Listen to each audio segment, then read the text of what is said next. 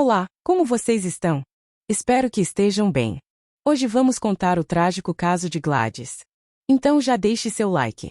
Sem mais delongas, vamos ao caso.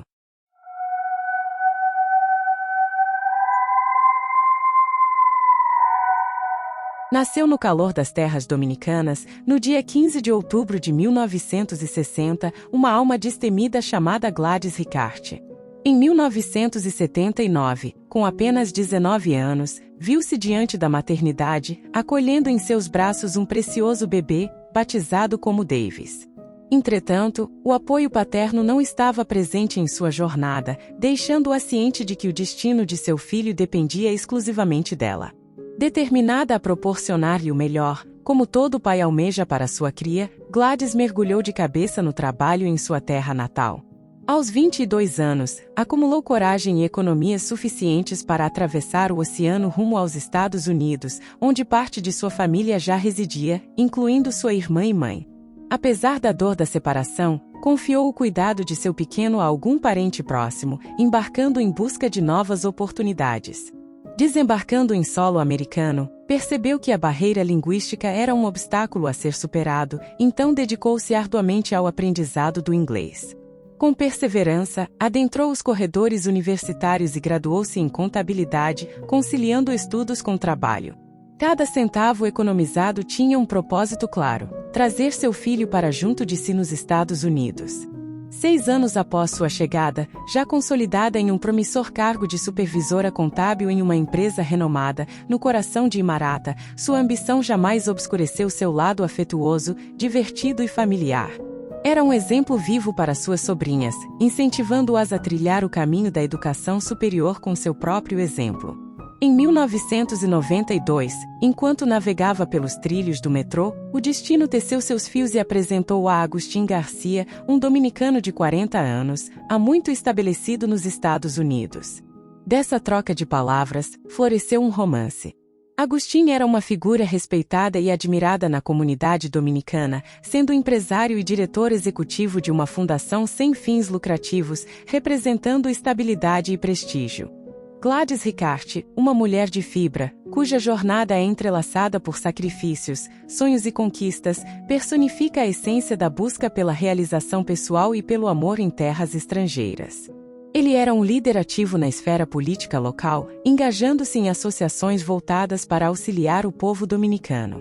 Sua generosidade se estendia à comunidade, tendo inclusive estabelecido uma creche para mães trabalhadoras deixarem seus filhos enquanto buscavam o sustento, além de escolas de negócios para capacitar os interessados em melhores oportunidades de carreira.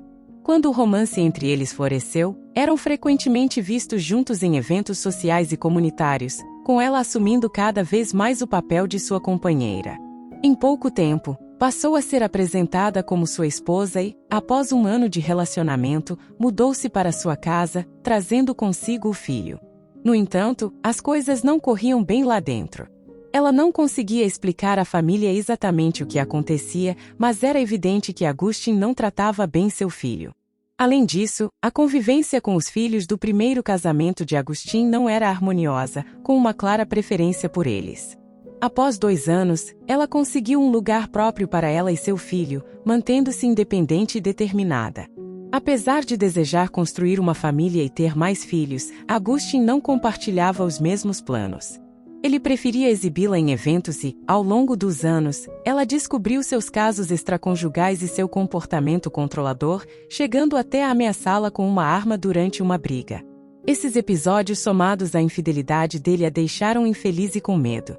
Em 1998, a descoberta de mais um caso, desta vez com uma mulher muito mais jovem, foi o ponto de ruptura. Decidiram se separar e, meses depois, durante um trabalho de contabilidade, ela conheceu James Preston. O interesse mútuo os levou a um rápido noivado e, em setembro de 1998, ela encerrou definitivamente o relacionamento com Agustín para se casar com James no ano seguinte. A pressa em se casar era impulsionada pelo desejo de formar uma família, especialmente porque, aos 38 anos, ela temia não conseguir engravidar. James concordou e apoiou a decisão, compreendendo seus anseios. O casamento era um sonho acalentado por Gladys, que já tinha até escolhido o vestido e os fornecedores, folheando revistas especializadas cheias de modelos e contatos. Apesar de ser uma decisão rápida, era uma fonte de alegria e antecipação para ela, relembrando os tempos em que, ainda jovem, se encantava com as mesmas revistas de noivas que a faziam sonhar com um futuro luminoso. Mesmo envolvida em um novo relacionamento, os olhares atentos dos vizinhos detectavam a presença constante de Augustin rondando os arredores de sua casa. Muitas vezes, alertavam-na sobre sua presença, deixando-a com um temor crescente. Imagina o pavor que ela sentia, confrontada com esses relatos. Certamente, uma mistura de receio e angústia devia assombrá-la, pois anos de convivência com ele tinham revelado seu verdadeiro caráter. Embora hoje a simples menção de um ex-namorado rondando a residência desperte um alarme imediato, em 1999, tal situação não parecia tão ameaçadora quanto nos dias atuais. Porém, em 12 de agosto de 1999, 6 semanas antes do esperado dia de seu casamento, o terror bateu à sua porta. Augustin irrompeu com violência, exigindo entrada à força, golpeando a porta e arremessando pedras contra as janelas. Sua agressividade era assustadora, deixando-a e seu noivo, James, dentro da casa em estado de choque. Decidiram não abrir a porta e contatar a polícia, que chegou e interveio, mas Augustin não foi detido, pois ela relutou em manchar sua reputação, consciente de como isso afetaria seus negócios. Sua única vontade era vê-lo partir, e a polícia conseguiu realizar esse feito. Avançando para o dia 26 de setembro de 1999, o tão aguardado dia de seu casamento. Desde cedo, ela se empenhou em preparar tudo para que fosse perfeito. As damas de honra eram suas sobrinhas, sua mãe e irmão estavam presentes, assim como seu filho, agora com 20 anos. O clima era de pura felicidade e expectativa, com fotógrafos e cinegrafistas registrando cada momento especial. Entretanto, enquanto se arrumava em casa, sem saber, alguns haviam avistado Augustin em seu carro, circulando pela área. Porém, optaram por não lhe contar para não perturbar sua paz naquele dia especial.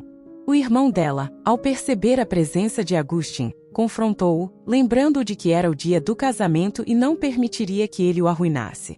Augustin, audacioso, afirmou ter sido convidado e tentou adentrar a casa. O confronto foi inevitável. Em um instante de terror, Augustin sacou uma arma e disparou contra ela, atingindo-a 3 vezes. Seu irmão tentou intervir, mas Augustin estava determinado a acabar com sua vida e também com a própria. Foi um desfecho trágico, perpetrado por um covarde que não suportou ver sua ex-amada seguir adiante sem ele. Então, as pessoas começaram a correr para fora, as mães segurando firmemente suas crianças, transformando aquele local em um cenário de perigo iminente. As sirenes ecoavam ao longe enquanto muitos telefonavam para a polícia. Em questão de minutos, os agentes estavam lá, adentrando a casa, encontrando os 2 homens em meio à briga, sem compreender exatamente o que havia ocorrido. Ambos foram detidos. Gladys, a noiva, foi declarada morta no local. Deveria ter sido um dos dias mais felizes de sua vida, radiante e pronta para iniciar sua jornada conjugal com o homem que amava. Infelizmente, nada disso se concretizou. Quando a polícia descobriu a verdadeira natureza do evento, o irmão de Gladys foi libertado. Augustin, com 47 anos, permaneceu preso, acusado de tirar a vida de sua ex-companheira. Ele concordou em ser interrogado, inicialmente alegando que passava pelo local por mero acaso, embora não fosse o caminho habitual de sua casa. Testemunhou uma agitação e decidiu entrar. Quando questionado sobre os disparos, inicialmente afirmou não se recordar, mas, conforme o interrogatório avançava, acabou por confessar. Não ofereceu justificativa plausível para o ato. O crime chocou a comunidade, tornando-se manchete em jornais e revistas. Os advogados de Augustin tentaram, sem sucesso, alegar um crime passional, sugerindo que ele não sabia do casamento iminente de Gladys. No entanto, evidências de seus encontros posteriores refutaram essa alegação. Tentaram, inclusive, desacreditar a vítima, sugerindo que ela mantinha 2 relacionamentos simultâneos. A estratégia da defesa visava reduzir a pena, argumentando que um crime por paixão não era premeditado. A promotoria, por sua vez, divulgou as imagens gravadas, mostrando toda a tragédia sem deixar espaço para dúvidas. O desfecho trágico revelou não apenas a perda de uma vida brilhante, mas também as sombras que obscurecem a justiça. O que ocorreu estava gravado, uma prova irrefutável do horror que se desenrolou naquela fatídica ocasião. Naturalmente, todos estavam do lado de Gladys, sua família sofria profundamente com a tragédia. No entanto, a defesa, naquela época, tinha suas próprias estratégias.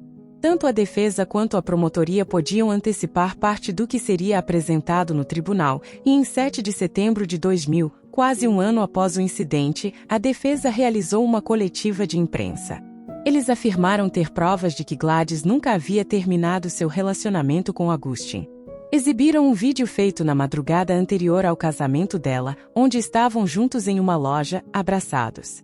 Isso sugeriu que eles mantinham um vínculo próximo. Embora ela nunca tenha mencionado a família que se encontraria com ele naquela noite, isso foi um choque para todos. No entanto, acreditava-se que Gladys teria suas razões para o encontro. O problema foi que ela não compartilhou isso com ninguém, o que fez as pessoas questionarem sua integridade.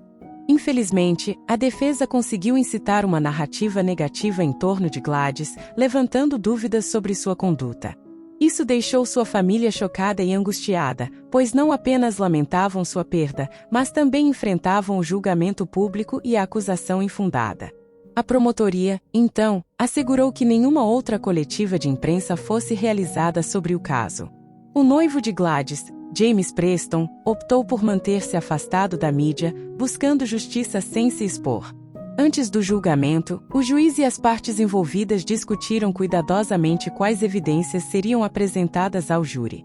Decidiram que apenas as imagens do tiroteio seriam mostradas, evitando humanizar demais Gladys para não influenciar o julgamento. O julgamento começou em 2 de outubro de 2001.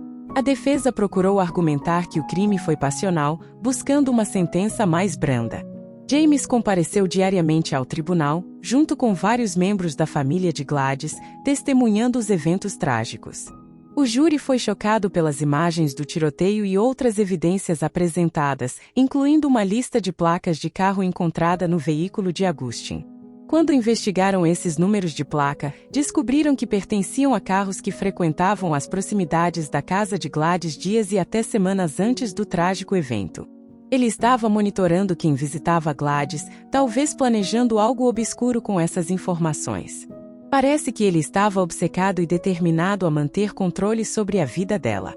A defesa tentou usar um vídeo de Gladys e Augustin um dia antes do casamento dela para provar que eles ainda estavam juntos há meses, sugerindo que não era um encontro casual. No entanto, o promotor sugeriu que Gladys deveria ter ido sozinha à loja, insinuando que Augustin apareceu lá inesperadamente. Considerando que ele frequentemente rondava a casa dela, é possível que a tenha seguido, e Gladys, para evitar confrontos, agiu com calma, embora claramente desconfortável. As imagens não mostram um casal amoroso, ela parece tensa, com uma postura defensiva, enquanto ele parece assertivo.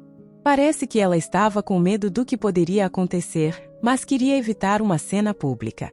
A defesa argumentou que Augustin não sabia do casamento iminente, pois Gladys continuava a encontrá-lo. Mas dentro da comunidade dominicana, ninguém vazou a informação de que Gladys estava prestes a se casar, o que levanta dúvidas sobre essa alegação. Quando Augustin chegou e viu Gladys vestida de noiva, aparentemente prestes a se casar com outro homem, agiu impulsivamente, disparando contra ela. Algumas testemunhas, incluindo a filha de Augustin, afirmaram que o casal ainda estava junto. No entanto, é difícil saber se esses testemunhos são imparciais, especialmente considerando o vínculo emocional que tem com Augustin. A vizinha afirmou que via Gladys frequentemente na casa de Augustin, sugerindo uma relação contínua. No entanto, isso era antes do rompimento do relacionamento em 1998. É uma situação complexa, e a verdade por trás desses relatos pode ser interpretada de várias maneiras. Norma Rosário, irmã de Gladys, encontrou uma fita entre os pertences da irmã. Parece ser uma gravação de uma discussão entre Gladys e Augustin. Norma expressou sua indignação ao descobrir que Augustin estava traindo Gladys, pedindo-lhe para parar, já que estavam em um relacionamento. A defesa utilizou essa fita para sugerir que, se Gladys e Augustin haviam terminado, por que ela estaria preocupada com a infidelidade dele? No entanto, a fita levanta dúvidas sobre sua autenticidade e momento da gravação, o que dificulta o uso como evidência concreta. Em 16 de outubro de 2001, Augustin Garcia foi ao banco das testemunhas para dar sua versão dos eventos. Surpreendentemente, sua narrativa contradisse a defesa, afirmando que entrou calmamente e só disparou em direção a Gladys porque foi atacado pelo irmão dela e pelo filho. No entanto, as provas sugerem o contrário. Os 5 tiros foram todos direcionados a Gladys, e não parecia haver ameaça iminente contra Augustin no momento dos disparos. O vídeo gravado durante a preparação da noiva não mostra nenhum confronto antes dos tiros. Não há sinais de gritos ou impedimentos para que Augustin entrasse na casa. Fica evidente que ele tomou uma ação drástica sem provocação óbvia. Em 18 de outubro de 2001, tanto a defesa quanto a promotoria fizeram suas considerações finais, encerrando um capítulo doloroso de testemunhos e argumentos. O veredicto final do julgamento foi proferido em 22 de outubro de 2021, decidindo se o crime cometido por Augustin Garcia foi premeditado ou passional.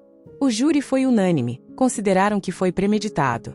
Um dos jurados expressou que, embora tenham tido dúvidas sobre a relação contínua entre Gladys e Augustin, ele teve a escolha de se afastar da situação, mas optou pela violência. A família, naturalmente, sentiu um alívio, pois a reputação de Gladys seria restaurada, embora nada pudesse trazê-la de volta. No dia 1º de fevereiro de 2002, foi proferida a sentença, prisão perpétua para Augustin Garcia. No entanto, ele pode solicitar liberdade condicional após 30 anos de prisão. Isso significa, pelo menos, 3 décadas atrás das grades antes de ter a chance de liberdade, sujeito à decisão do juiz. No primeiro aniversário da morte de Gladys, uma mulher decidiu correr uma maratona vestida com seu vestido de noiva, em memória dela e para conscientizar sobre a violência doméstica. Esse ato inspirador levou à formação de um grupo para promover a conscientização sobre o tema. Em 2002, Gladys foi destaque na capa da revista Marie Claire, tornando sua história amplamente conhecida. A imagem dela vestida de noiva se tornou um símbolo de resistência para muitas mulheres. Desde 2002, anualmente, uma caminhada é realizada em memória de Gladys Ricart e das vítimas de violência doméstica, em Nova York. As pessoas participam vestidas de noiva, demonstrando solidariedade e apoio à causa. Augustin poderá solicitar liberdade condicional já em 2029. Este caso é comovente e nos lembra da importância de combater a violência doméstica. Se você ainda não é inscrito no canal, considere se inscrever para nos ajudar a alcançar 1000 inscritos. Até o próximo vídeo.